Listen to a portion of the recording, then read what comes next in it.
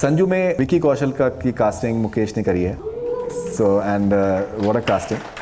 जब जवान आएगी तो आपको मालूम चलेगा कि शाहरुख खान क्यों। प्लीज इलैबोरेट करें, आपने बड़ा दिलचस्प से आपने बात करी। मैं एक्चुअली वो पॉज इसलिए लेता हूँ कि इसको सच बोलूँ कि नहीं बोलूँ कि तेरा कुछ नहीं हो सकता। एवेंजर्स का अगर रीमेक अगर इंडिया में हो तो उसका हल्क का कैरेक्टर जो है वो नवाजुद्दीन सिद्दीकी को देखना चाहेंगे उसमें ना। That's something completely baffling. अब तो लोग मुझसे पूछते हैं कि डायरेक्टर भी कास्ट कर दो, डीओपी भी कास्ट कर दो, मेकअप मैन भी कास्ट कर दो। सलीम जावेद आप ही हो चुके हैं, सब कुछ कास्ट करवा दो। सुशांत की जो आपने कास्टिंग करी पीके में, कुछ उसके बारे में प्लीज बताइए। आई थिंक वेरी इंपॉर्टेंट कि आप डाउन टू अर्थ हो, जितने अच्छे इंसान होंगे उतना बड़ा आपका करियर होगा। ऐसा लग रहा था कि Aryan Khan can play a very interesting don. Don को पकड़ना मुश्किल ही नहीं, नामुमकिन है। नामुमकिन है।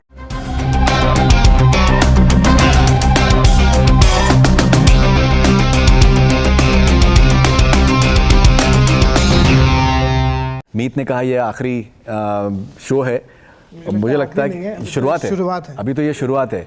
नो बट ऑनेस्टली मैं आप लोगों से शेयर करना चाहूँगा, we have got request from all over the world for bringing this tour to their countries and their cities, be it Australia, UAE, and interestingly Saudi Arabia. So this is truly fascinating. These are only a few names that I'm mentioning right now. A few other names they are under consideration because we still haven't finalized. So Mukesh, कैसा how do you feel? मुझे तो बहुत अच्छा लग रहा है, ये बहुत ही डिफरेंट कॉन्सेप्ट है। क्योंकि हमने बहुत सारे बॉलीवुड क्लिप टूर करे जहाँ पे लोग गा रहे हैं, परफॉर्म करे, नाच रहे हैं। ऐसे बातचीत जो कि हार्ट टू हार्ट चैट होती है लोगों के सामने, बहुत इंटरेस्टिंग है। Thank you everyone and specially because मेरा अटलांटा के साथ दूसरा ट्रिप है। मैं कई साल पहले यहाँ पर सिमरन करके फिल्म थी, उसके लिए मैं 2 महीने यहाँ पे था। तो मुझे बहुत प्यार है शहर से, बहुत खूबसूरत शहर है and I am very happy कि इस टूर का जो लास्ट शो है वो यहाँ पर हो रहा है। जितने भी लोग हैं उन लोगों का प्यार ही बहुत है। क्या बात। I think this is amazing. Alright and so Mukesh, इतने सालों आपने कास्टिंग आप कर रहे हैं और मैं जैसे मैंने जिक्र किया कि मैं देखता हूँ कि आप पिक्चर क्लिक करते हैं, बड़े आप गौर से देखते हैं। क्या देखते हैं आप किरदारों में और फेसेस में? आज सुबह आपने हमारी एक बहुत ही चहेती हिमी जी की कास्टिंग आपने कर दी आज। तो क्या देखते हैं आप फेसेस में? एक्चुअली कैरेक्टर हमेशा देखते रहते हैं। नॉर्मली मैं लोगों से मिलता हूँ तो मैं उनको नहीं देख रहा था, उनकी पर्सनैलिटी को देख रहा था। वो किस तरह का बिहेव करते हैं, कैसे बोलते हैं, उनका क्या अंदाज है बोलने का, उनकी पर्सनैलिटी कैसी है, खुशमिजाज है कि एरोगेंट है, गुस्सा आता है। या यहाँ पे भी बहुत सारे लोग हैं, देख रहा हूँ कुछ लोग देख रहे हैं कि अरे देखते हैं क्या बोलता है ये, तो वो पर्सनैलिटी देखने का मजा आता है। तो मैं उसको रिकॉर्ड करता चला जाता हूँ, मेरे दिमाग में वो चीज़ें रिकॉर्ड होती चली जाती हैं। जैसे मैंने आज सुबह जब सुल्तान भाई से मिले तो उनके ऊपर एक पर्सनैलिटी बहुत कमाल की है। वो मैंने उनको एकदम पकड़ा। उनकी मतलब अटलांटा में वो हैदराबादी लैंग्वेज का टच आता है कि जब इंग्लिश बोलते हो सडनली वो अमेरिकन टच आता है। तो मुझे बहुत इंपॉर्टेंट लगता है ऐसे लोगों को याद करना, रिकॉर्ड करना, उसको समझना। ये मेरे सबकॉन्शियस में रिकॉर्ड होता चला जाता है। उससे बेटर होती है कास्टिंग, क्योंकि एक्टर मुझे लगता है कि हर वो आदमी जो इस हिंदुस्तान में जीवित है, वर्ल्ड में जीवित है, वो एक्टर बन सकता है, क्योंकि उनकी पर्सनैलिटी को कास्ट करना होता है। सो बहुत बार क्या होता है कि जो एक्टर्स हैं, एस्पायरिंग एक्टर्स, वो आके मुकेश से पूछते हैं और कि हम ये करना चाहते हैं, हम वो करना चाहते हैं हम। सो मुकेश बहुत बार जवाब देते हैं। एट टाइम्स क्या होता है कि मुकेश सिर्फ उनकी आंखों में देखते हैं और कुछ नहीं कहते। He just doesn't say anything. And it's such a pregnant pause. Mukesh, इसका क्या डिड्यूस करना चाहिए उनको कि what exactly are you thinking? What exactly do you mean? क्योंकि सब लोग एक्टिंग करना चाहते हैं और सब लोगों को लगता है कि इसको मिलेगा तो शायद एक्टिंग का मौका मिल जाएगा। मैं एक्चुअली वो पॉज इसलिए लेता हूँ कि इसको सच बोलूँ कि नहीं बोलूँ कि तेरा कुछ नहीं हो सकता। तो वो इसलिए पॉज लेता हूँ कि शायद उसके दिमाग में कुछ गलत वहमी ना पैदा हो जाए। क्योंकि सबसे इम्पोर्टेंट है, अब ये हर आदमी जो बाथरूम में सिंगर होता है वो जूने की सिंग कर सके, जो शीशे के सामने एक्टिंग कर रहे हैं वो एक्टिंग कर सके। करेक्ट। बस अगर उनकी पर्सनैलिटी सही हो, उनका कॉन्फिडेंस है तो ही कर सकते हैं। तो मैं इसलिए वो पॉज लेता हूँ ताकि मैं उनको बता दूं कि भाई तुमसे ना हो पाएगा। ओके, सो मुकेश, इतनी सारी फिल्में, इतने सारे शोज़ आपने कास्टिंग करी है, लेकिन मैं एक बात ऑब्जर्व करता हूँ कि दैट फिर भी कोई भी नया शो कर रहे होते हैं, नई फिल्म कर रहे होते हैं, आपके अंदर वही एक चाइल्ड लाइक एक्साइटमेंट होता है and you are all the time just thinking कि दैट कैसे आप उसको कुछ नया करें। कुछ जैसे मैंने कहा कि आप किरदार जो है अपने एक डेटाबेस में आप कहीं ना कहीं जमा करते रहते हैं and you keep on just documenting that. ये जो एक चाइल्ड लाइक क्वालिटी है और एक जो एक ये जुनून है, एक जो मोहब्बत है, मुझे लगता है कि आपके लिए कि आर्ट फॉर्म बना दिया आपने कास्टिंग को, उसको ज़िंदा रखना, उसको रोज़ाना के हिसाब से एनर्जी देते रहना, फ्यूल अप करते रहना कितना इंपॉर्टेंट है आपके लिए? बहुत इंपॉर्टेंट है, क्योंकि मैं अपने काम को लेकर बहुत इनसिक्योर हूँ। क्या बात है। क्योंकि मैं हमेशा लगता है कि मैंने जो फिल्में पहले कर दी है उसकी वैल्यू खत्म हो गई, जो मैं आज कर रहा हूँ उसकी वैल्यू है। I can't keep talking about gangs of Wasseypur. जो मैं आज कर रहा हूँ जवान भी अच्छी होनी चाहिए और डंकी भी अच्छी होनी चाहिए। अपने काम को लेकर बहुत इनसिक्योर हूँ कि ये वाला ख़राब ना हो जाए, तो इसलिए मैं जब भी नया काम करता हूँ, नया शो करता हूँ, तो भूल जाता हूँ मैंने कितना काम किया है, कि सर मैं आगे क्या काम करना है उस पर फोकस करूँ। It's very important for all of us to be insecure about your own work, insecure in a positive way, कि अच्छे से नहीं करूँगा तो आगे काम नहीं मिलेगा। You have to think for future.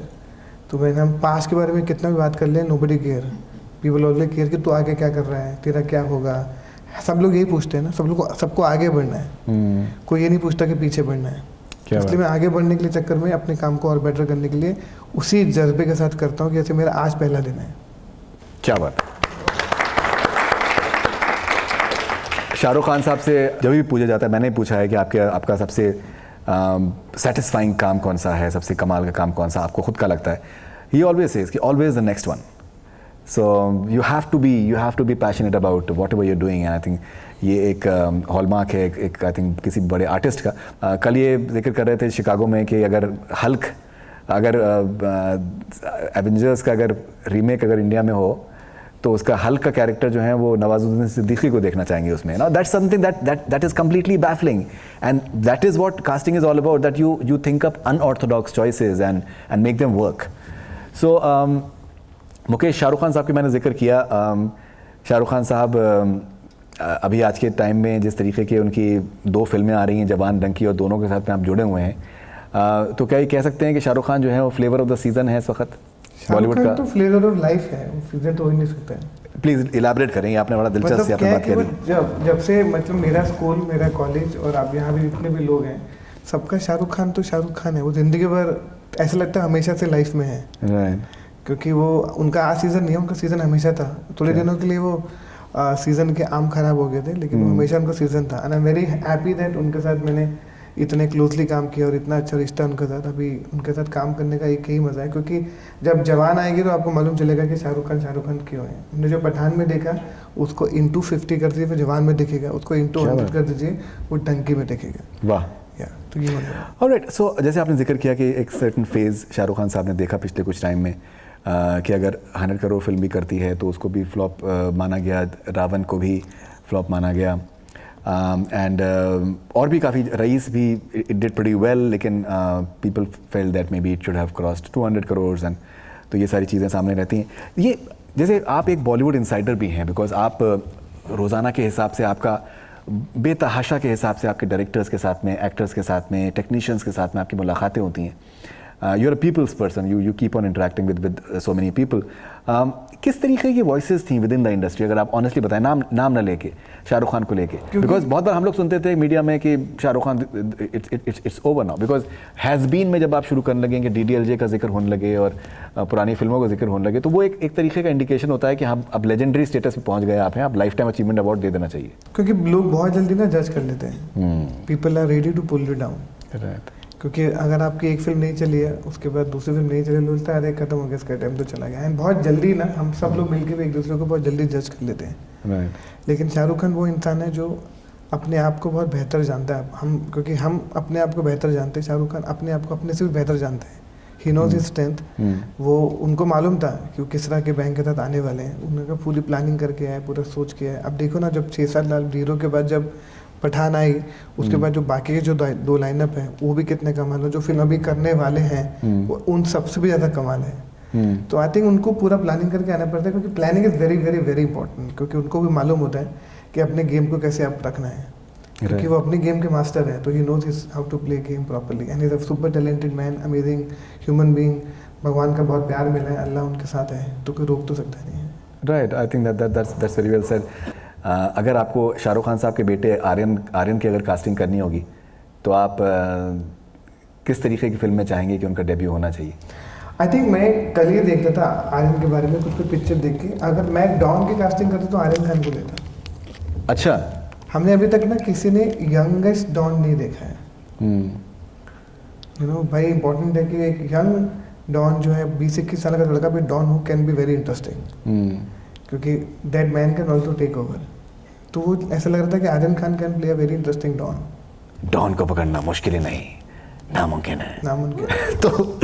तो उसमें आपको लगता है ये रणवीर सिंह की जो कास्टिंग हुई है अभी डॉन 3 में, are you personally convinced with it? Will you be able to match it? See match के बारे में तो फिल्म देखने के बाद ही बता पाएंगे, लेकिन it's a very interesting choice. Right. It's a very very very interesting choice and also Ranveer Singh जिस तरह से इसकी फिल्मों जिस तरह करियर जा रहा है, आई थिंक कुछ and he is a very hard working actor because I have done 83 with him, I have done प्लूटियर, I have done lot of film with him. He is a very very very hard working guy. तो I think वो इसमें भी कुछ टेढ़ा करने वाला है रणवीर सिंह फॉर श्योर।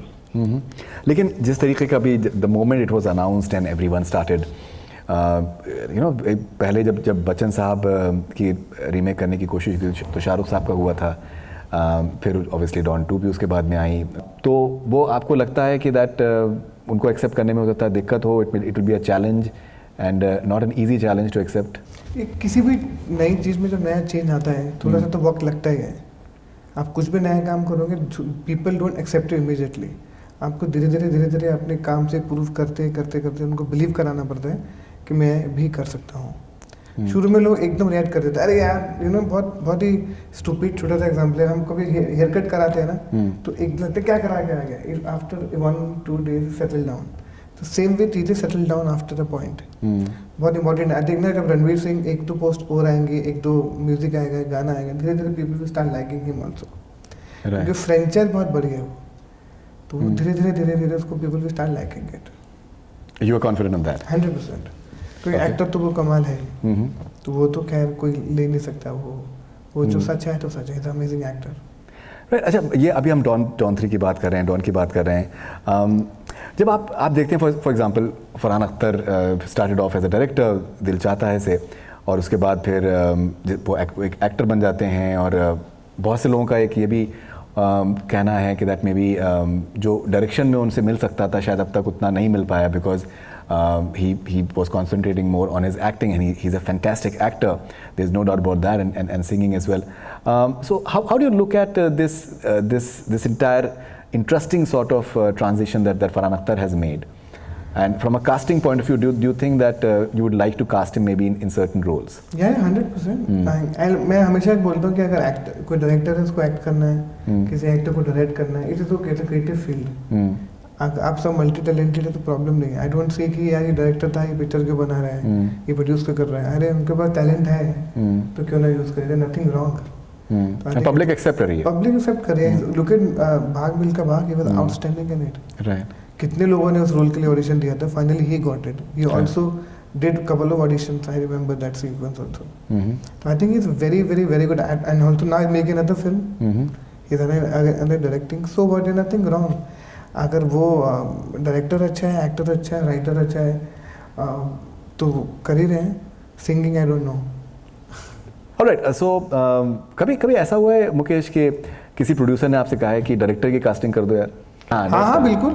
अब तो लोग मुझसे पूछते हैं कि डायरेक्टर भी कास्ट कर दो, डीओपी भी कास्ट कर दो, मेकअप मैन भी कास्ट कर दो, सलीम जावेद आप ही हो चुके हैं, सब कुछ कास्ट करवा दो, क्योंकि मुझे लगता है कि आज ये दिमाग लगा कि इस फिल्म के लिए ये जॉनर कॉमेडी है, कौन सा डायरेक्टर इसमें करेक्ट है, ये एक्शन है, ये थ्रिलर है, ये रोमांस है, इसमें क्या फिट होते हैं। तो अब तो ये सब अब तो ऐसे स्क्रिप्ट ला के रख देते हैं कि तू सजेस्ट करते भाई डायरेक्टर कौन होना चाहिए, कम बजट की फिल्म है, किस लेवल का डायरेक्टर होना चाहिए। आई थिंक वो डिस्कशन अब खुल गया।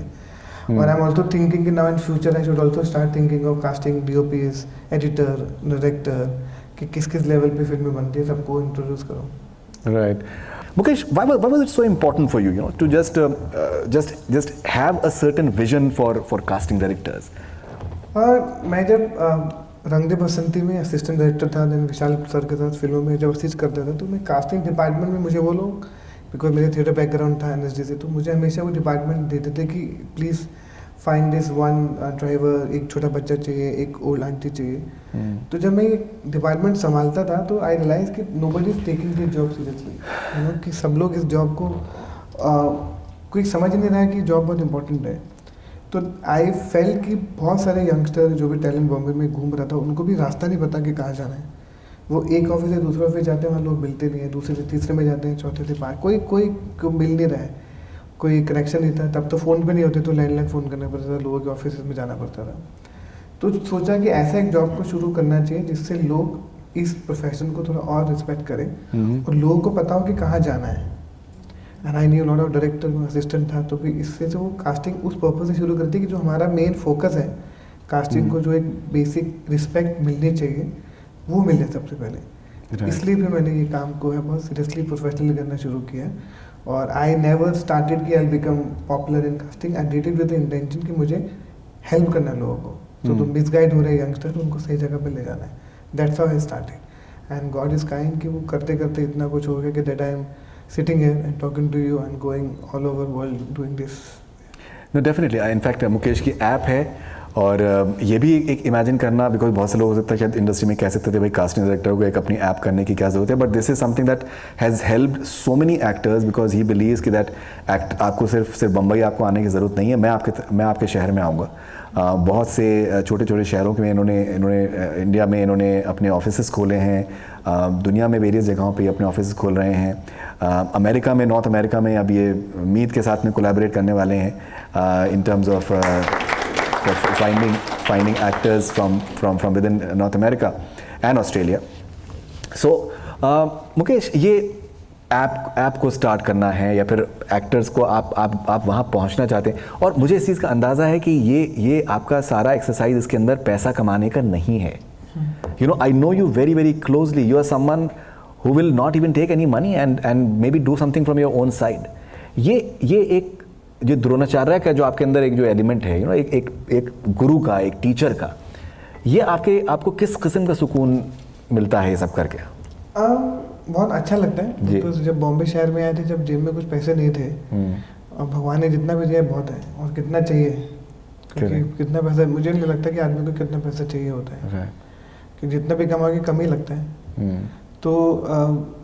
तो मैंने हमेशा ये सोच के नहीं बोला कि इसमें बहुत पैसे मिलेंगे, कि बहुत कमाना पड़ेगा, नहीं तो I would have open a tele management company में कुछ और काम कर लेता, 50 लोगों के साथ इन्वॉल्व होके कोलैबोरेट करके बहुत कुछ कर सकता था। लेकिन मेरा इंटेंशन वो था नहीं जी। मेरा इंटेंशन जितना था कि जितना मुझे अभी काम में मज़ा आ रहा है, जिस दिन ही मैं इसको एंजॉय करना बंद कर दूंगा, मैं तब काम बंद कर दूंगा। उसके पीछे पैसा मैटर नहीं करता है। I am enjoying the process, I am loving this work, so that's why I am doing it. इसके पीछे कभी भी तो शायद वो खुशी मिलती है जब एक बच्चा स्टेज पे परफॉर्म करता है, उसकी माँ बैठे सामने, वो ताली मारती है कि मेरा बच्चा स्टेज पे है। जब मैं किसी एक्टर को देखता हूँ परफॉर्म करता है, लगता है अरे मैंने ढूंढा है, तो वो फीलिंग आती है। तो उसी वो एक फीलिंग की वजह से हम लोग उसी फीलिंग की वजह से, तो कहते ना वो एक किक में डाल होता है, उससे मुझे किक मिलती है। राइट, मुझे भी उससे किक मिलती है। क्या बात है, क्या बात। तो मैं 2 लाइनें आपको सुनाऊंगा, फिर एक मेरा सवाल है आपके लिए उसके बाद, और फिर आपको बताना है उसके बारे में। तो गाना ही है, उसकी लाइनें कुछ इस तरीके से हैं कि प्यार हमें किस मोड़ पे ले आया कि दिल करे हाय हाय, कोई तो बताए क्या होगा। तो मेरा सवाल ये है कि इस गाने को, ये गाना किस फिल्म में है? सत्ते पे सत्ता। ऑलराइट, सत्ते पे सत्ता में कौन था? अमिताभ बच्चन के साथ में कौन था? खुद अमिताभ बच्चन डबल रोल में थे यार। मैं इनका इंटरव्यू कर रहा था कुछ दिनों पहले, तो इन्होंने मुझे बताया कि अगर इनको रीमेक करना हो सत्ते पे सत्ता, तो ये शाहरुख खान साहब को उसमें इमेजिन करते हैं। तो मैं आज इनसे पूछना चाहूँगा कि शाहरुख खान साहब को वो क्यों इमेजिन करते हैं सत्ते पे सत्ता? सत्ते पे सत्ता में जो भाई था, he was leading the entire family, 7 भाइयों के साथ लेके। तो शाहरुख सर की क्वालिटी है कि बहुत अच्छा लीडर है। वो अगर इस रूम पे भी आप बैठेंगे तो आप सडनली उनके प्यार में सब पागल हो जाएंगे। वो उनके अंदर एक प्यार वाली क्वालिटी है, एक लीडरशिप क्वालिटी है, वो सत्ते पे सत्ता के कहते हैं हमेशा करेक्ट होती है। ये मेरा टारगेट है। Okay, interesting. आपको लगता है कि शाहरुख खान को डंकी में इमेजिन करना राजकुमार हिरानी साहब के लिए ये एक कुछ अनयूजुअल कास्टिंग है इन अ वे?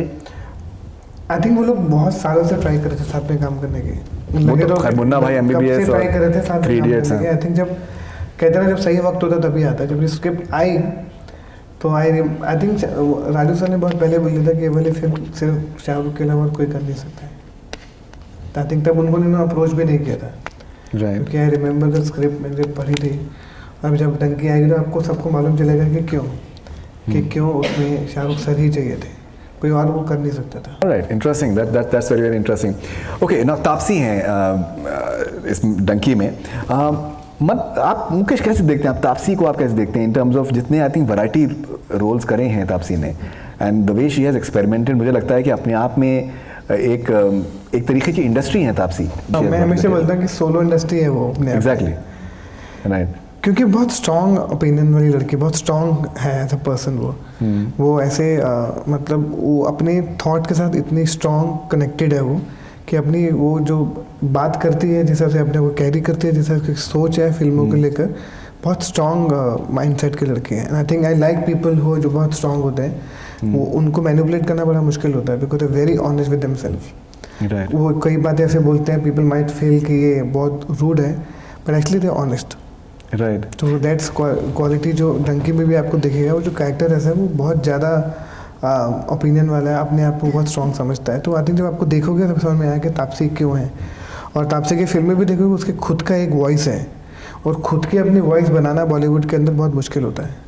ऑलराइट, नाउ अगर हम तापसी की बात करें, आउटसाइडर हैं बहुत, आई थिंक जैसे हमने जिक्र किया कि एक तरीके की इंडस्ट्री बन चुकी हैं, तो आप कैसे देखते हैं ये जो एक बहुत से आउटसाइडर्स जो हैं आज के टाइम पे they are doing so well, and जो विद इन बॉलीवुड के लोग हैं वो भी जिस तरीके की मेहनत कर रहे हैं, जानवी कपूर फॉर एग्जांपल जिस तरीके की मेहनत कर रही हैं कि आप बर्फ़ में एकदम बिल्कुल she is willing to do almost anything like in terms of risking her life as well. How do you see this entire transition happening in a way within the industry?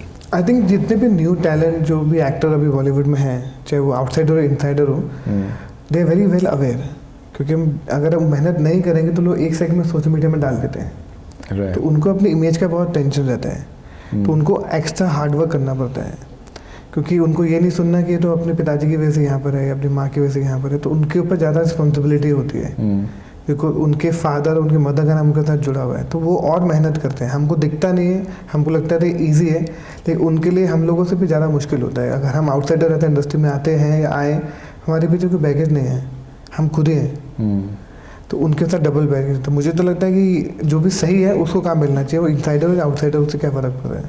क्या बात है। Alright, now जैसे ये एक बहुत ही दिलचस्प सा phase है कि फिल्में अब सिर्फ सिनेमा हॉल्स के लिए नहीं बन रही हैं, फिल्में OTT के लिए भी कंसीव की जा रही हैं। अगर कोई फिल्म है जो कि OTT के लिए बनाई जाने वाली है और कंपेयर विद अ फिल्म जो कि सिनेमा हॉल के लिए बनाई जाने वाली है, उसकी कास्टिंग में क्या कुछ ब्रीफ अलग होता है? नहीं, कोई ब्रीफ अलग नहीं होता। सिर्फ फिल्म मेकिंग प्रोसेस सेम होता है, कोई अलग ब्रीफ नहीं होता है, क्योंकि अब ऐसा नहीं कर सकते कि OTT में है तो ख़राब कास्टिंग कर रहे हैं, क्योंकि ये सब ऑडियंस देखने वाली है। जो OTT में जो फिल्में घर में देख रहे हैं वही लोग तो सिनेमा हॉल भी जा रहे हैं ना, ऑडियंस तो सेम ही है। ऐसा नहीं कि OTT के घर में 3 लोग हम डिसाइड कर लेंगे तो OTT वाला है, मैं फिल्म वाला हूँ, तो घर बैठ मैं पिक्चर देख के आता हूँ, ऐसा नहीं होता है। तो आई थिंक ऑडियंस सेम ही है, तो हम लोग कास्टिंग में बल्कि हमको और ज़्यादा मेहनत करती है OTT में, क्योंकि हमको और नए टैलेंट बहुत सारे चाहिए होते हैं, क्योंकि इतने सारे शोज बन रहे हैं, इतने सारा काम हो रहा है, तो हमको और लोग चाहिए होते हैं। कास्टिंग में बल्कि ज़्यादा मेहनत लगती है OTT के लिए, क्योंकि हमको और रिलेटेबल कराना पड़ता है, हमारे पास स्टार का प्रेशर नहीं होता, लेकिन इतनी सही कास्टिंग करनी होती है और इतना करेक्ट कास्टिंग करनी होती है कि उसको ढूंढने के लिए और वक्त जाता है। जितना फिल्म में अगर हमको 6 महीने लगते हैं कास्ट करने के लिए, तो OTT के लिए 1 साल तक भी लगता है। लाइक फैमिली मैन या फैमिली मैन 2 या फर्जी या महारानी, दिल्ली क्राइम, जो भी मेरे आप शो देखेंगे सब में किसी में 1 साल लगा है, किसी में 1.5 साल, किसी में 2 साल, क्योंकि टाइम बहुत लगता है। ऑफ कोर्स मैं आपको एक एक्सपीरियंस शेयर करना चाहूँगा। आईफा अवार्ड्स थे अबू धाबी में पिछले साल, पंकज त्रिपाठी साहब को बेस्ट सपोर्टिंग एक्टर का अवार्ड मिलता है लूडो के लिए, एंड जब वो स्टेज पे जब वो जा रहे हैं तो 3-4 मिनट स्टैंडिंग ओवेशन मिला उस शख्स को, और अगर उन्होंने बोलना शुरू नहीं किया होता तो वो स्टैंडिंग ओवेशन और तालियां बजती रहती। ऐसे हॉल में जहां पर बड़े से बड़े सितारे मौजूद थे, लेकिन उनको वैसा रिस्पांस नहीं मिला जैसा कि पंकज त्रिपाठी को मिला। फिल्मों में जो सिनेमा हॉल्स में आती हैं, यूजुअली उनको एक सपोर्टिंग वाले किरदारों में या फिर एक स्ट्रॉन्ग कैरेक्टर में आते हैं वो। उनके अभी रिसेंटली जो फिल्म आई थी जिसमें मेन लीड में वो थे, तो वो इत्तेफाक से बॉक्स ऑफिस पर नहीं चली। ये थोड़ा सा आपको लगता है कि ये do you find it a bit unfortunate? Do you think that it is the market dictates कि लोग जो टिकट के प्राइसेस हैं वो बहुत ज़्यादा बढ़ चुके हैं? क्या देखते हैं आप? आई थिंक मैं I completely agree with you, क्योंकि ऐसा होता है कि पंकज त्रिपाठी को भी लीड करना चाहिए, उनको भी उतना लव मिलना चाहिए जितना कि एक बड़े स्टार को मिर्ज़ापुर में मिलता है, जो मिलता है मिर्ज़ापुर में, वो फिल्म में भी मिलना चाहिए। लेकिन शायद ऑडियंस जिस तरह से उनको एक्सेप्ट करती है वो मीडियम के हिसाब से एक्सेप्ट करती है। क्योंकि हमने अगर शाहरुख खान सलमान खान को एक्सेप्ट किया तो बड़े डिफरेंट मीडियम के लिए एक्सेप्ट किया, और इन लोगों को एक डिफरेंट मीडियम के लिए एक्सेप्ट किया है, लेकिन है दोनों स्टार। अब जब लोग मिलेंगे तो अब ये नहीं होते तो OTT क्या चलता है, मतलब आज विजय वर्मा ज़्यादा पॉपुलर है than any new comer who done 3 films. Jaideep Balla with more popular than so many new actor who doing so many film. I think उनको मीडियम वाइज लोग एक्सेप्ट करना शुरू कर देते हैं। आई थिंक ये इनको इन मीडियम में ज़्यादा प्यार मिल गया है, उसमें थोड़ा कम मिला है, लेकिन प्यार उनको बहुत मिल रहा है। अगर आज वो यहाँ पर पंकज आएगा तो people will all go and behind him for a picture. Alright, यहाँ पर एक और मैं बात मैं कहना चाहूँगा जो आई थिंक बहुत से लोगों के जहन में ये सवाल हो सकता है। ये एक नया एक फिनोमेनन आया है इन्फ्लुएंसर्स का। ये एक बहुत ही दिलचस्प से एक पहलू आता है कि बहुत बार कास्टिंग स्पेशली म्यूज़िक वीडियोस के लिए या फिर इवन फिल्मों के लिए जो स्टार्स होते हैं या फिर जो इन्फ्लुएंसर्स होते हैं उनकी सोशल मीडिया फॉलोइंग को देखकर किया जाता है। आपको कभी किसी ने इस तरीके का आपको इंस्ट्रक्शन दिया है कि दैट हमें कोई एक ऐसा आर्टिस्ट चाहिए जिसकी सोशल मीडिया स्ट्रेंथ है वो बहुत स्ट्रांग हो and that helps us in marketing and promotions? नहीं, मैं एक्चुअली इन्फ्लुएंसर को एक्टर नहीं मानता हूँ। आई थिंक वो सुन रहे होंगे तो शायद बाद में मुझसे नाराज हो जाएंगे, क्योंकि मुझे लगता है कि वो अलग काम है। स्टैंड अप एक अलग काम है, इन्फ्लुएंसर एक अलग काम है, और एक्टर के अलग काम है। हाँ, लेकिन बहुत सारे इन्फ्लुएंसर बहुत अच्छे एक्टर हैं। जब ऑडिशन अगर आप देखो, भुवन बाम, आशीष जितलानी, विरल, प्रजुक्ता, ये सब लोग परफॉर्मर भी हैं। पर हमको मैं किसी भी, क्योंकि आई डोंट बिलीव कि जिसके फॉलोअर ज़्यादा है उसको कास्ट करना चाहिए, क्योंकि उसमें से 80% फॉलोअर्स जो हैं वो फेक होते हैं। हमको लगता है कि बहुत ज़्यादा मिलियंस हैं, वो तो कैसे भी आपको मालूम है कैसे मिलियन बनाया जा सकता है, लेकिन उससे एक्टर अच्छा नहीं होता है। हाँ, गानों में लोग उसको इसलिए करते हैं कि अगर उनके 1 मिलियन फॉलोअर है, गाना बहुत लोगों तक पहुंच जाएगा, रीच हो जाएगी, ये पोस्ट कर देंगे, तो उसके अलावा उसका फिल्मों से, एक्टिंग से कोई लेना देना नहीं है। राइट। ऑलराइट, स्कूप एक सीरीज़ आई है नेटफ्लिक्स पे, किसने देखी है? तो ये बहुत कामयाब ये वेब सीरीज़ इस साथ आई है, अंसल मेहता साहब ने डायरेक्ट करी है, और बहुत ही ज़्यादा रेसी एंड पेसी एंड जो इश्यूज़ हैं बहुत ही आई थिंक दिलचस्प हैं। तो स्कूप की जो कास्टिंग है वो मुकेश ने करी है। So Mukesh, Karishma and Harman, how did you imagine them in these characters? And maybe Zishan Ayyub का maybe his best performance. जब स्कूप की कास्टिंग शुरुआत हुई थी तो क्योंकि हमारा जो जिग्ना बोरा का कैरेक्टर है, अगर आप उसमें देखोगे बहुत क्लियरली उसमें मेंशन था कि वो गुजरात के है और वो एक्टर बनना चाहती थी।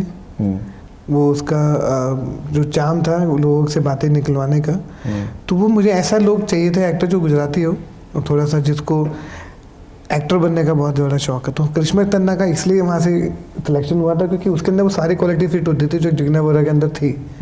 लोगों से बात करना, लोगों से पटाखे नहीं उसको निकालना, और वो गुजराती थी, उसको भी बॉलीवुड का बहुत शौक था, फिल्मों का बहुत शौक है, तो इस वजह से तन्ना की कास्टिंग वहाँ पे हुई थी and she give a fantastic test. अब अगर हम बात करें ज़ीशान अय्यूब की फॉर एग्जांपल, जिस तरीके से उनके परफॉर्मेंस को पसंद किया जा रहा है, how special a performance Zeeshan ने दिया इस फिल्म में?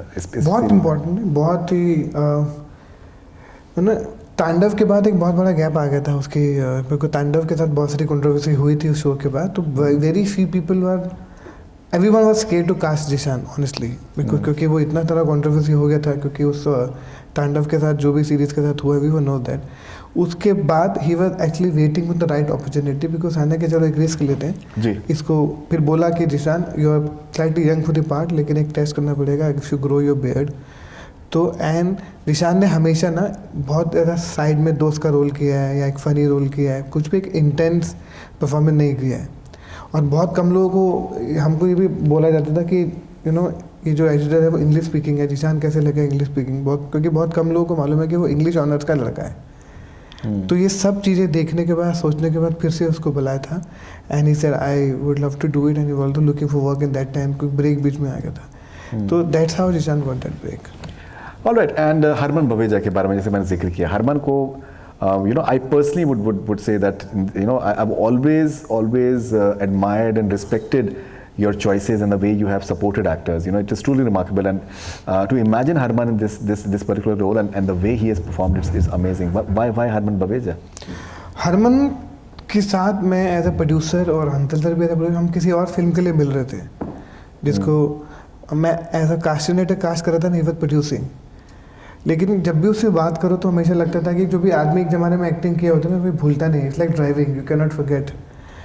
तो उसके मन में हमेशा था, तो मैंने बातों बातों में पूछा कि वाई डोंट यू एक्ट, बोला अरे यार अब तो बहुत साल हो गया, अब तो मुझे कौन लेगा, अब तो मैं, तो ऐसे उसने शुरुआत किया। फिर ये समझ में आ गया था कि इसके अंदर तो है बट अपॉर्चुनिटी नहीं मिल रही है। करेक्ट।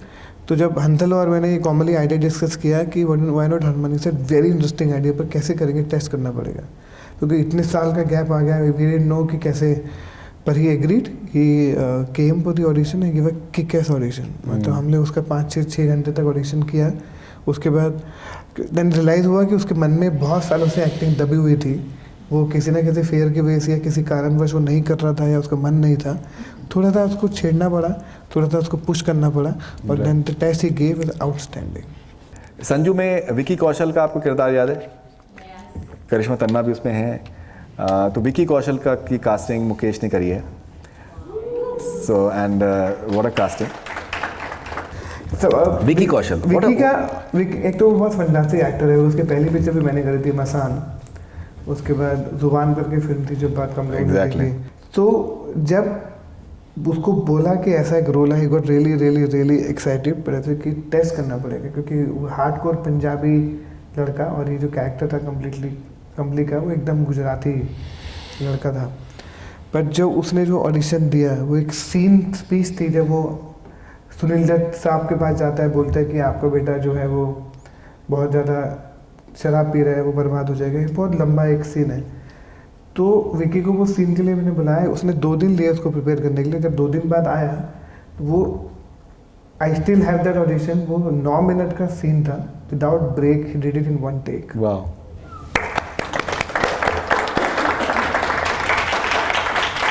मैं यहाँ पर ये कहना चाह रहा था, जुबान फिल्म का इन्होंने जिक्र किया, तो जुबान फिल्म के लिए मैंने विकी कौशल के साथ में दिल्ली लुधियाना हम लोग ट्रेन में गए। तो मैं विकी मिडिल बर्थ पे था, मैं ऊपर 3rd, और वो भी 3 टियर में मैं टॉप बर्थ पे था, विकी मिडिल में, और मेरा जो कैमरा पर्सन था वो सबसे नीचे। तो विकी हम दोनों के बीच में था। हमने ट्रेन में इंटरव्यू किया है, तो वो इंटरव्यू यूट्यूब पे अवेलेबल है, आप लोग देख सकते हैं। इतना डाउन टू अर्थ बंदा है, मतलब इतना डाउन टू अर्थ बंदा है कि मुझे लगता है कि ऐसे लोगों की कामयाबी पे खुशी होती है। वो सब चाहते थे उसको बड़ा बनाना। जब आदमी अच्छा होता है, टैलेंटेड होता है ना, तो सारे लोग मिलके बड़ा बनाते हैं। क्या बात है। क्योंकि मुझे हमेशा लगता है कि जैसे अगर मुझे भी कोई ऐसा एक्टर मिलता है जो बहुत टैलेंटेड है और जिसको अपॉर्चुनिटी, मैं भी पूरी जब तक उसको पुश ना कर दूँ, जानने लगा तो मुझे भी अच्छा नहीं लगा। आई थिंक वेरी इंपॉर्टेंट कि आप डाउन टू अर्थ हो, जितने अच्छे इंसान होंगे उतना बड़ा आपका करियर होगा। क्या बात, क्या बात। आई थिंक जितने भी एस्पायरिंग एक्टर्स यहाँ पर हैं, बहुत इंपॉर्टेंट ये आप लोगों के लिए एक आई थिंक टिप है कि अच्छा इंसान होना, और दूसरा पेशेंस, सब्र बहुत इंपॉर्टेंट है, और अच्छा इंसान होना बहुत ज़रूरी है। क्योंकि जैसे मैं अभी आज ही मैं सुल्तान में से बात कर रहा था मुराद भाई के बारे में, पूरे इंडस्ट्री उनको बहुत प्यार करते हैं। करेक्ट। क्योंकि आधा काम तो आपका प्यार ही आपको आगे ले जाता है, because he is very positive guy. I think very important, हम लोगों को जितना अच्छा इंसान हम रहेंगे उतना अच्छा हमारा काम होएगा। क्योंकि कुछ होगा नहीं आपके एरोगेंट एटीट्यूड से, सबने मर जाना है। We all going to die one day. Absolutely. Alright, अगर हम बात करें राजकुमार ईरानी की एक और फिल्म है पीके। नाउ पीके में ब्रिजेंद्र काला जी, उनका जो एक कास्टिंग है, मुझे बहुत ही क्यूट एक्टर लगते हैं। मैं I love him like anything. Personal जो एक एक्सपीरियंस है मैं शेयर करना चाहता हूँ। उनकी एक फिल्म आई थी डॉली की डोली, तो उसमें उनका बड़ा कमाल का परफॉर्मेंस था, और उसमें उनको क्रेडिट मिला था as a writer as well. So हमने उनका नंबर निकाल के हमने कहा इनका इंटरव्यू करना है। तो मैंने उससे पूछा कि ये एक सीन के किरदार में भी आपने जो एक एनर्जी डाली है वो इट्स रिमार्केबल। तो ही सेड कि मेरे पास वो लग्जरी नहीं थी कि मैं ये कहूँ कि जब मुझे वो रोल मिलेगा तो मैं दिखाऊंगा कि मैं कितना तुर्रम खाऊं। तो मुझे एक सीन का भी अगर रोल मिला तो मैंने पूरी जान डाल दी उसके अंदर। ये इस तरीके के एग्जाम्पल्स हैं जब एक्टर्स एरोगेंस में अपना वेट करते रहते हैं instead of doing work. I think जितना काम आपको करते रहना चाहिए, आई थिंक कॉन्स्टेंटली काम करते रहना चाहिए। वो वेट करेंगे ना तो भगवान बोलेगा तो वेट ही कर बेटा। करेक्ट। जो काम मिल रहा है वो काम आपको करते रहना चाहिए, क्योंकि उस चक्कर में ना बहुत लोग सिर्फ बॉम्बे में वेट ही कर रहे हैं। करेक्ट। जब मैं बॉम्बे में कास्टिंग स्टार्ट कर, लोग बोलते थे अरे मैं तो waiting for the better opportunity life में, वो आज तक अपॉर्चुनिटी की तलाश में है और मैं यहाँ पर पहुँच गया। आई थिंक लोग वेट नहीं, आपको जो काम मिल रहा है आप जितने भी एक्टर आज आप देख रहे हो ना, चाहे वो जयदीप हो, चाहे विजय वर्मा हो, चाहे नवाज हो, इन सब ने एक 2 सीन के रोल बहुत सारे करे हैं। बिल्कुल।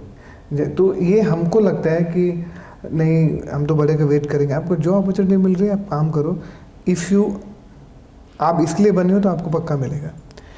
हम बोलते हैं ये तो कल आके बड़ा बन गई। 15-15 साल से यहाँ पर पेशेंटली लगे हुए हैं।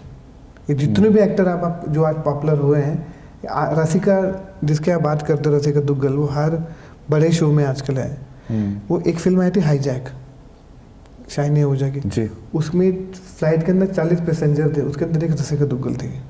बताइए, जो मतलब कैमरा में अगर आप कैमरा रोक के ना देखो, पॉज करके ना देखो तो आपको दिखाई भी नहीं देगी। तो वहाँ से लोग शुरुआत करते हैं, लेकिन हमको क्या दिखता है कि जो उसका पहला शो है, इसलिए वक्त बहुत लगता है। इसलिए जो आप कह रहे थे पेशेंस की सब्र बहुत ज़रूरी है। अगर आपको एक्टर बनना है, सब्र बहुत ज़रूरी है, खुशी बहुत ज़रूरी है, पेशेंस बहुत ज़रूरी है, खुश रहना बहुत ज़रूरी है। अपने क्राफ्ट को एंजॉय करिए, फिल्में देखिए, थिएटर देखिए। तो मुकेश, सुशांत की जो आपने कास्टिंग करी पीके में, कुछ उसके बारे में प्लीज़ बताइए। सरफराज सुशांत के साथ कायपुचे शूट कर चुके थे और मेरा कहते हैं बहुत एक क्लोज रिश्ता रहा है, अभी भी है। ही वॉज क्लोजेस्ट टू मी।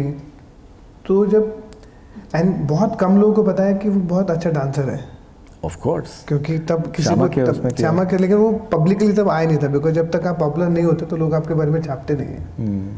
बहुत टाइम लगता है।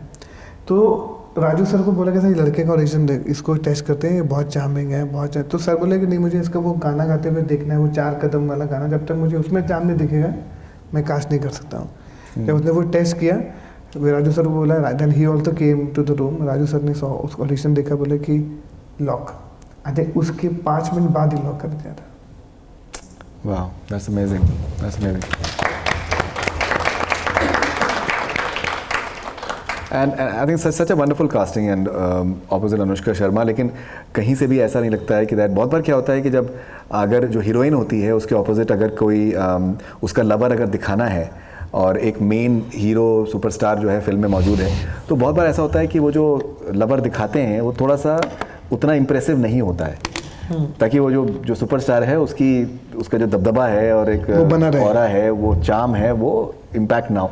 बट सुशांत का जो पूरा ऑरा उसमें उस छोटे से रोल में है, कमाल का है।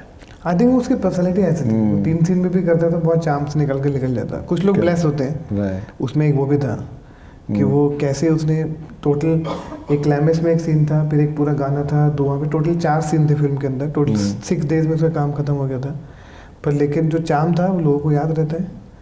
और वो राजू सर की राइटिंग का भी कमाल है, वो जो उस तरह के कैरेक्टर लिखते हैं, हर वो आदमी याद रहता है। तो आमिर का क्या रिस्पॉन्स था सुशांत के परफॉर्मेंस को? अरे बहुत खुश, very very very happy. He didn't know Sushant at all. जब उनको मिले तो बहुत खुश थे। And Sushant did not charge any money for that film. He said I am a huge fan of Raju sir and मुझे ये फिल्म फ्री में करनी है, तो उसने he didn't charge any money. फिर राजू सर ने उसको एटलीस्ट 51 बुक्स का एक पैकेट बनाया, बॉक्स उसके घर पे भेजा कि you did it for me, I should give you this. तो एक 50 बुक्स थे, आई रिमेंबर। वो सब राजू सर ने फिल्म मेकिंग के ऊपर, डायरेक्शन के ऊपर, राइटिंग के ऊपर, जितनी किताबें हो सकती थी बेस्ट, राजू सर ने उसके घर पे वो गिफ्ट पहुंचाया, क्योंकि he said I will not take any money. ये कहीं पर अब तक शेयर हुआ है? नहीं, कहीं share. So I think thank you very much for sharing this exclusive information with us today. बिल्कुल भी नहीं। और वो अच्छे से याद है, उसने सीधे बोला, मुझे पूछा रहा उसने, इसको कितने पैसे? मैंने बोला सुशांत कितने पैसे? बोला पागल हो भाई, 1 रुपये दे देना उनको, बोलना बस मुझे। Is just 1 rupee. That how it happened. जो इतने टैलेंटेड लोग होते हैं, जो बहुत ज़्यादा इंटेलेक्चुअली, जिनका एक आई थिंक सोचने समझने का एक सलाहियत जो बहुत ज़्यादा होती है, तो उसमें क्या आपको लगता है कि that they also become lonely at times, they also become vulnerable at times? Actor ना लोनली होता है। हम चाहे किसी पार्टी में हो, सोशलाइज करें, किसी के साथ में रह रहे हैं, क्योंकि हम अपने थॉट के साथ इतने इन्वॉल्व होते हैं ना। आर्टिस्ट लोग होते अकेले ही हैं। आप जितनी बड़ी पार्टी में चले जाओ, आपको लगेगा कि इस पार्टी में 100 एक्टर है, लेकिन वो सब अंदर से अकेले ही हैं। क्योंकि ये फील जो एज एन एक्टर की जो फीलिंग है ना, वो लोनली होती है। आपके थॉट को साथ आप भी समझ रहे होते हो, आप ही प्रोसेस में होते हो, आप ही रोल को समझ रहे हो, आप ही स्क्रिप्ट पढ़ रहे हो, आप अपने थॉट के साथ रहते हो। आप ऑफकोर्स डिस्कशन करते हो, लोगों से बातचीत करते हो, यू सिट विद डायरेक्टर, पर जब आप अकेले होते हो वो आप ही होते हो। और most of the time actor अकेले रह के काम करता है, क्योंकि वो प्रिपरेशन अलग अकेले करता है। तो वो ये लोनली फील है थोड़ा, मतलब बहुत दिखता है कि बहुत हैपनिंग है, बहुत ग्लैमर है, लेकिन एज एन एक्टर ये लोनली फील रहता है, for actor it's a very lonely feel.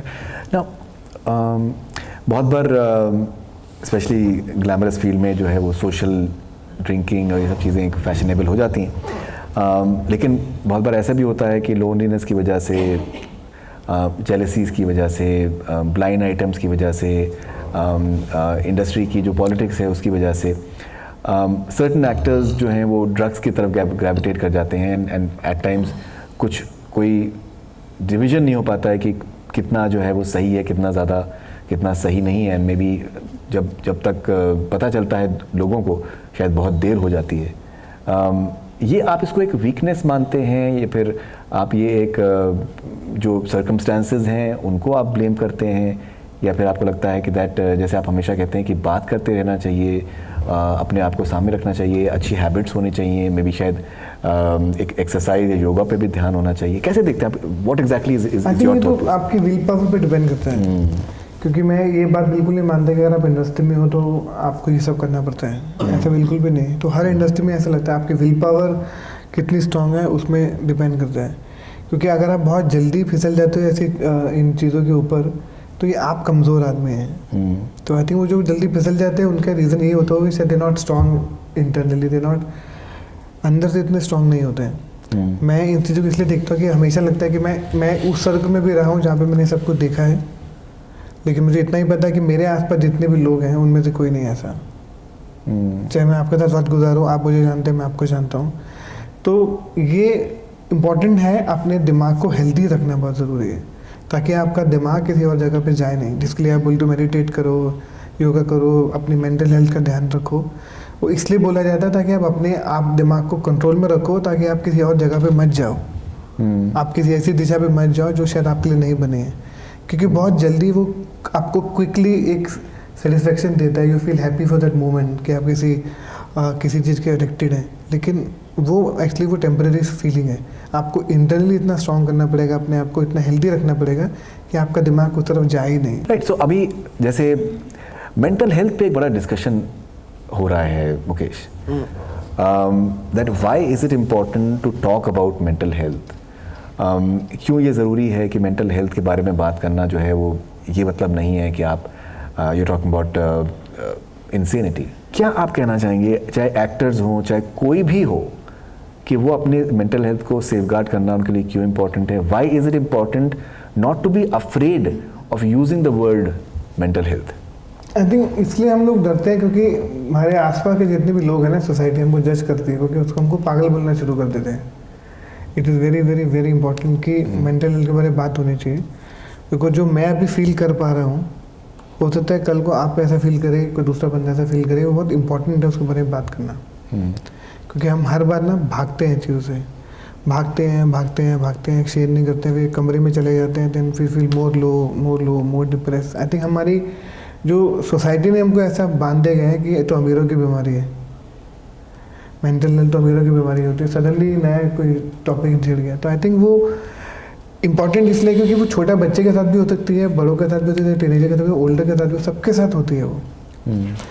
80% boys, इसलिए मैं बॉयज़ बोल रहा हूँ कि बात नहीं करते हैं मेंटल हेल्थ के बारे में, वो शेयर नहीं करते हैं, ना अपने फादर से, ना मदर से, ना गर्लफ्रेंड से, ना सिस्टर से, वो बात नहीं करते हैं। वो अंदर ही अंदर अपने आप को खाते चले जाते हैं। Very important for all of us to talk about and help each other mentally, क्योंकि आप अगर दिमाग से आप खुशी नहीं हो तो आप ड्रीम को क्या फॉलो करोगे? आपका मन ही नहीं लग रहा काम करने पे, आपका परफॉर्मेंस नहीं अच्छे से होगा, you don't feel like getting up, you don't feel like stepping out from your room, तो आपको बहुत लो फील होता है। पर लोग इस बारे में पता नहीं क्यों मैंने खुल के बात करना शुरू किया कि हाँ, I am also dealing with mental health problem, मुझे इसको ठीक करना है, please talk to me, help me, मुझे कीप मेंटली बिजी। मैं इतना सारा काम में इरिटेटेड रहता हूँ, कभी खुश होता हूँ, कभी दुखी होता हूँ, कभी मैं अभी मेरी हेल्थ के साथ भी जो डील कर रहा हूँ उसके साथ भी मेरा मेंटल हेल्थ जुड़ा हुआ है। The too much pressure in my mind about so many things that's effect my health. तो ये सब एक चीज़ जुड़ी हुई है, तो इसलिए बहुत इंपॉर्टेंट है जो भी यहाँ पे लोग बैठे हैं उनके लिए कि अगर आप किसी भी फील्ड में हो, चाहे आप एक रेस्टोरेंट रन कर रहे हो या एक्टर हो या डांसर हो या सिंगर हो, अगर आप जितना खुश हैं अंदर से दिमाग के तौर पे, जितना अच्छे से गए, आपको उतना ज़्यादा सक्सेस मिलेगा और उतना जल्दी मिलेगा। लेकिन उससे पहले आपको क्या स्टेप लेना पड़ेगा? बोलना पड़ेगा। राइट, आपने बात किया कि that 80% males they don't want to talk about it.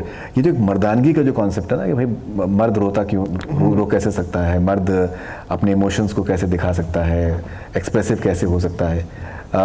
और मे बी शायद आई थिंक जो मर्दों में हार्ट अटैक का जो एक बहुत बड़ा रीज़न है वो शायद यही है कि that they don't maybe express themselves that much and share their thoughts as much. तो अगर आप एस्पायरिंग जो एक्टर्स हैं, फॉर एग्जांपल से मेल एक्टर्स हैं, क्या आप उनसे कहना चाहेंगे? Why is it important for them to express themselves? Maybe cry once in a while. But crying once in a while is healthy. Once in a while, अगर आपको रोज बंद करे तो रोज रो, nothing wrong in it. हम कुछ छुपा के करेंगे क्या? बट यह है कि जिसके सामने आप रो रहे हो वो आपकी मदद करे आपको चुप कराने में, ना कि आपका मजाक बनाए. क्योंकि होता क्या ना कि एक दूसरा दोस्त भी ऐसा चाहिए ना जो आपको रोने में आके मदद करे. नहीं तो ऐसा ना बोलेगा अरे क्या बच्चों की तरह रो रहा है, कोई प्रॉब्लम नहीं होती. तो आई थिंक आपको ऐसा दोस्त चाहिए. आपको रोने का मन करे रोज रो लीजिए, it's okay, nothing wrong in it. क्योंकि हम एक लाइफ के साथ थोड़ी ना 24 घंटे एक ही मूड में रह सकते हैं. हम दिन भर 50 मूड से गुजरते हैं. It is perfectly fine. तो ये मूड रोना बहुत ज़रूरी है. और लोग ये हमारे देश में पता नहीं क्यों मिलता है. हमारे ये इंडियन कल्चर में है ना, आदमी सब करेगा, आदमी स्ट्रांग होता है, आदमी. क्योंकि अब तो शायद बहुत बदल गया है, लेकिन पहले हमेशा तो मैन इधर ये घर का आदमी है, ये सब संभाल लेगा, ये सब संभाल लेगा. लेकिन कोई उससे नहीं पूछता है कि मुझे भी तो संभाल लो. तो ये शायद प्रॉब्लम हमारे कल्चर में है, लेकिन अभी बहुत बेटर हो गया. मैं अभी सरप्राइज था ऐसी US में. I am thinking that lot of women are taking, पूरा घर संभाल रही है, जो रिस्पॉन्सिबिलिटी, कैसे बिजनेस कर रही है. तो वेरी इम्प्रेस कि वो अभी कैसी चीज़ें बदल रही है. लेकिन very important for all of us to understand कि आदमी ज़्यादा दुखी होता है. बिल्कुल बिल्कुल, डेफिनेटली. आपको रोना आता है माता जी को? रोज रोना आता है. रोज रोना आता है. और क्यों ना आए. मतलब मेरी माँ गुजरी है, तो ये फीलिंग के बारे में कि कोई अगर मुझसे को पूछते हैं यार बस कर, अब 3 महीने हो गए, अब तो भूल जा, time will heal everything. Time will heal nothing. ये लॉस जो है ना बहुत बड़ा लॉस होता है. और मैं चाहता हूँ कि मेरे को कभी, मैं I don't want to forget this कि अब तो टाइम के साथ चला जाएगा बेटा. There are lot of people giving suggestion ना, अरे टाइम के साथ सब ठीक हो जाएगा, टाइम के साथ नहीं ठीक होना चाहिए. It is okay. I want to be like that. I am happy because my mother thought. मुझे अच्छा लगता है. मैं रोज़ मेरे पास वो मुझे मेरे दोस्त बोलते हैं कि तूने लास्ट के जो वीडियो हैं उनके हॉस्पिटल के डिलीट कर दिए. तो why should I delete that. मैं अपनी माँ को कैसे देखूँगा? मेरे पास वही तो लास्ट के वीडियोज़ हैं कि मेरी माँ ऐसी थी. तो I don't really I don't want to get better about this कि भूल जा, सब ठीक हो जाएगा. तो लाइफ है, लाइफ चलती. क्योंकि बहुत सारे लोग ज्ञान देते हैं ना, वे लाइफ है, we all move on, we all move on. मुझे मूव ऑन नहीं होना. I am fine, I am working, but I don't want to move on from this. Losing a parent is a very very very big loss. ये वही सोच सकता है जिसके साथ हुआ है. आपने आज मुझे बताया बातों बातों में कि that you lost your father 12 years. तो मुझे अच्छे याद है क्योंकि मैं वो आपकी बात सुन रहा हूँ. सबको इग्नोर, हम लोग बहुत इग्नोर करते हैं लोगों को, अपनी बहन को, माँ को, पिताजी को बहुत इग्नोर कर देते हैं.